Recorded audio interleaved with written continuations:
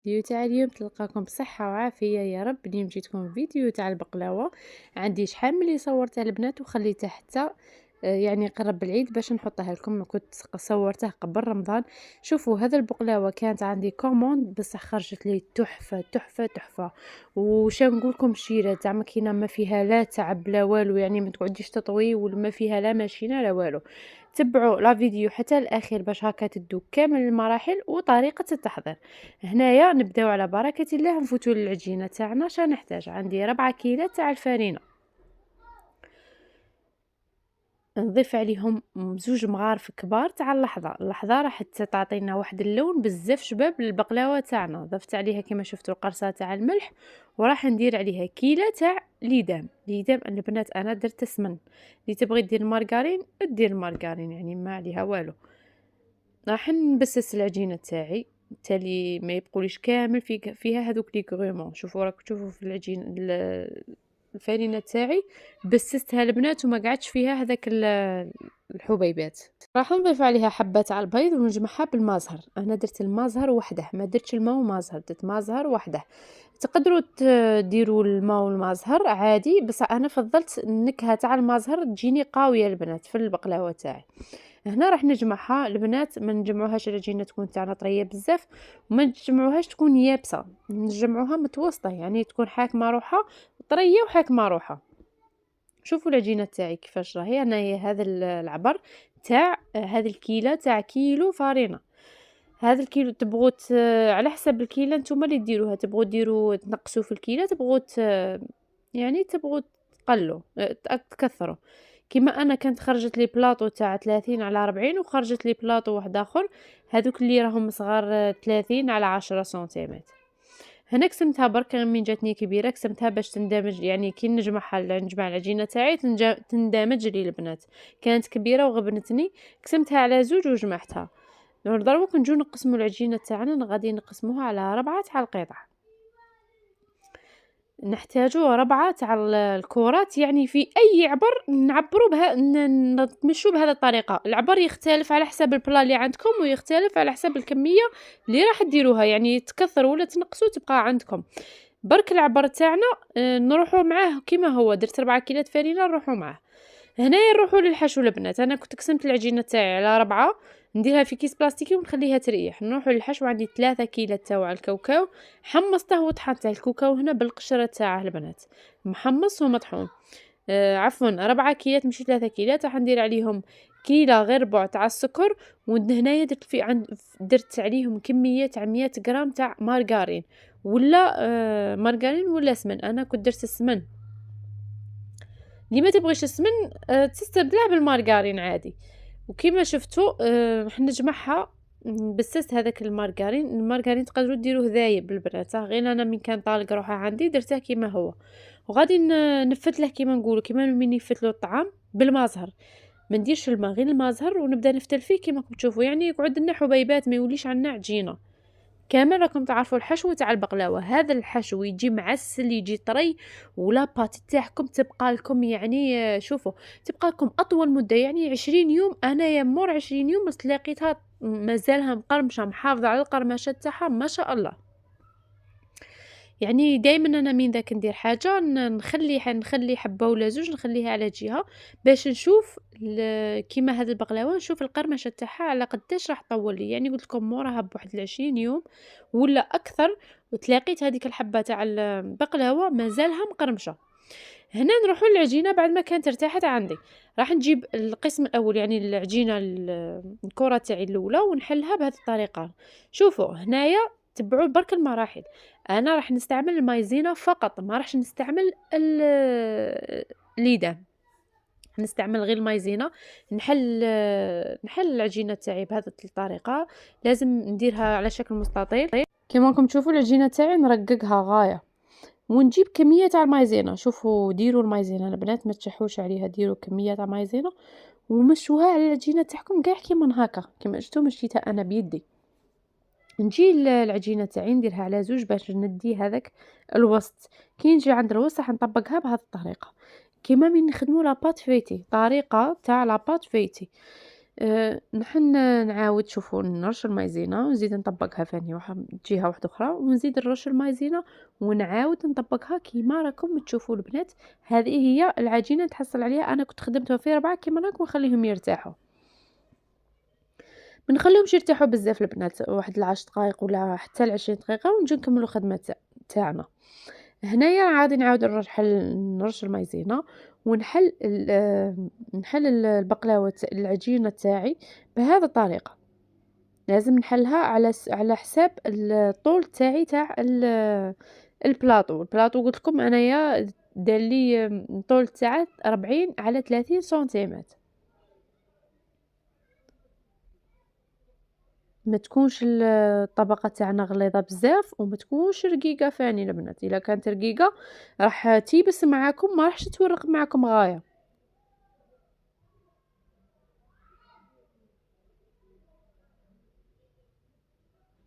وهنا عطوها خلوها تريح يعني من خدمناها ودرنا لها هذوك ليتو نخلوها تريح باش نحلوها، باش كي نجو نحلوها ما توليش حنا نحلو وهي تروح وتولي معانا.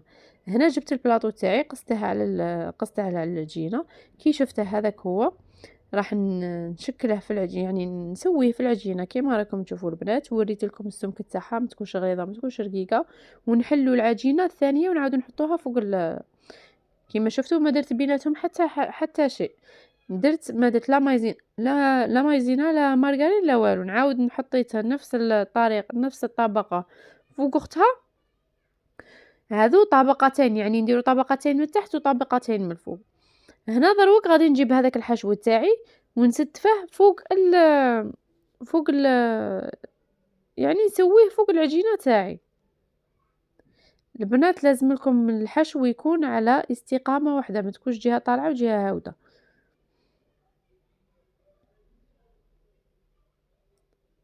هنا بعد ما سويتها كنت حليت الطبقة الأولى تاع العجينة ونجي نفرشها، يعني تفتحوها كما فتحتها البنات. يعني برك ما بغيتش نطول لكم لا فيديو ونبدا نعاود نفتحها معاكم ونعاود راح لا فيديو تجي طويله وممله. هنا عاود حليتها ثاني بنفس السمك، يعني كامل العجينات نحلها بنفس السمك. كما شفتوا وريت لكم باللي راح نزيد طبقه ثانيه من فوقها. وهذه هي البقلاوه تاعي. شوفوا البنات اسهل من هذا البقلاوه ما تقولوا ليش كاين اسهل منها.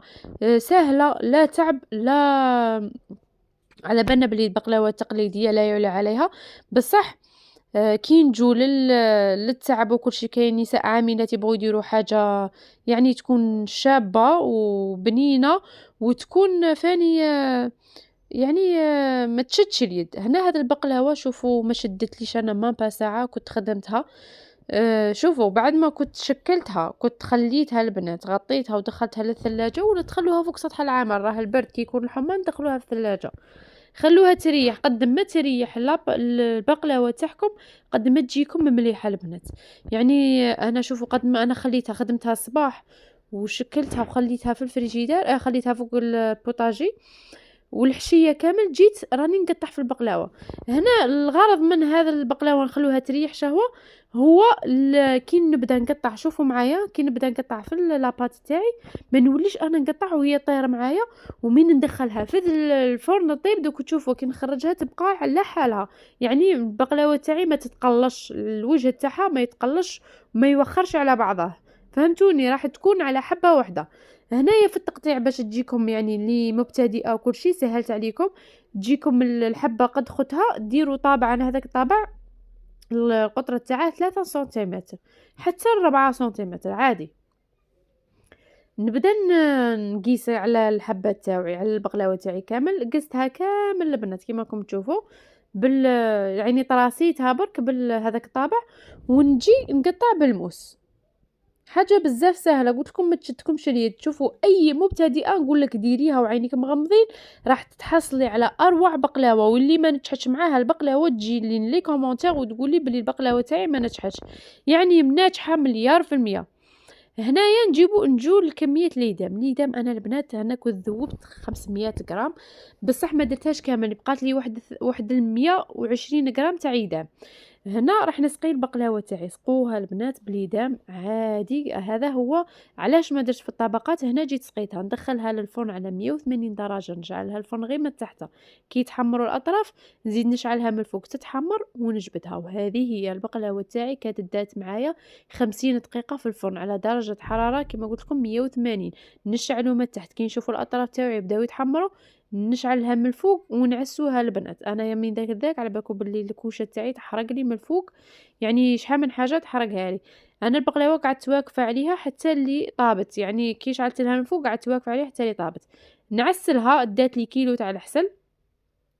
نعسلوها ونخلوها تبات ليله في الحسل. كي نعسلوها ما نخربوش البقلاوه البنات، خلوها تبات. وهذه هي البقلاوه تاعي بعد ما عسلتها وخليتها تبات. جيت هنايا راح نقسمها معكم. وكيما شفتوا كنت سبق وقلت لكم بلي البقلاوه تاعي راح يجي الوجه تاعها شباب، يعني ما تجيش حبه مقلصه يعني على خطها، فهمتوني؟ شوفوا لي هذا التوراق. نقول لكم البنات جربوا هذا البقلاوه وردوا لي في لي كومونتير، والله ناجحه مليار في المية. تشوفوا لي من تحت كيفاش محمره، تجي مقرمشه. قلت لكم القرمشه انا نضمنها لكم على ضمانتي، تقعد مقرمشه اطول المده. هنايا جبت انا هذا البنات كنت صانعه الشحور. هذا هو الشحور كيما هكا، يعني كاش نهار ندير لكم لا غوسيت تاعه اللي على بالي اكيد كاين شحال من وحده فيكم ما تعرفش تخدم الشحور. نجيبي كميه تاع الغلوكوز، ديري 2 مغارف غلوكوز مع مغرفه تاع الحسل، ذوبيهم فوق النار ولصقي بهم الحبات تاع القرقاع تاعك. راح يبقى لك القرقاع يبري ويلصق لك فوق البقلاوه تاعك. هذه هي البنات البقلاوه تاعي، ان شاء الله كامل تكون عجبتكم. هنا بعد ما كنت كامل لصقت لهم هذيك الحبات تاع القرقاع، درت لهم حبات تاع لافايدور. شوفوا هنا وريت لكم شحال من حاجه، شحال من مره وريت لكم البقلاوه. شوفوا صدقوني تجيكم مقرمشه مقرمشه مقرمشه، وما تحسوش تقولوا باللي كثرتي فيها المايزينا تجي فيها ذوق المايزينا، بالعكس ما فيهاش كامل هذاك الذوق تاع المايزينا. وكي وهذيك المايزينا هي اللي راح تخليها مقرمشه البنات، راح تعطي شوفوا قرمشه فيها يعني صدقوني ما شاء الله. شوفوا هنا وريتكم عن قرب يجي الحشو تاعها معسل، تجي القاعده طايبه ما شاء الله. شوفوا لي مام هذاك التورق فيها يعني اكثر من 10، يعني فايته من 10 ورقات. جات مرقه. نقول لكم البنات ان شاء الله برك تجربوها وتخلوا لي تعليقاتكم وارائكم كيفاش جاتكم لا فيديو، اذا عجبتكم اذا ما عجبتكمش. وكل وحده يعني نتقبل. كاين اللي ما تبغيش البقلاوه على الطريقه العصريه، على يعني على الطريقه اللي رانا نديرو فيها. اكيد البقلاوه تبقى الطريقه التقليديه هي الوصفه الاصليه. مي حنايا دي فوا كاين قلت لكم نساء عاملات يبغوا ينقصوا على رواحهم التعب، يعني كل وحده اللي تبغي التقليديه اكيد تخدم التقليديه، واللي تبغي تخدم بهذا يعني الوصفات الحصريه يعني العصريه تخدم بهم. شوفوا لي هنايا هذا التوراق يجي قلت لكم ما شاء الله. ما نشوفوا من تحت كيفاش تجي مرقه وتبقى معسله تشد لكم التحسال، ما تامنوش عقلكم البنات كي تجي دايره. ننصحكم تعسلوها بالعسل المرجان. العسل المرجان يعطيكم واحد النكهه فيها اون ديغي عسلتوها بالعسل الحر. هنا راح نستفها انا في ليكيسات يعني كنت ستفتها في ليكيسات، وهنايا كنت زلجت معايا انحلت. المهم لا علينا، كنت ستفتها في ليكيسات ودرتها دوك نوريها لكم في البواط اللي كنت ستفتها فيها. هنايا تالمون يعجبني التوريق تاعها البنات، راني وريته لكم وعاودت شحال من خطره. وقلت لكم من اكد لكم باللي البقلاوه لازم تبات في التحسال. هذه هي الوصفه تاعي، ان شاء الله تكون عجبتكم. ما تنسونيش بلي جيم وبلي لايك وبالتعليقات، ونقول لكم صحه فطوركم صحه سحوركم، مع السلامه.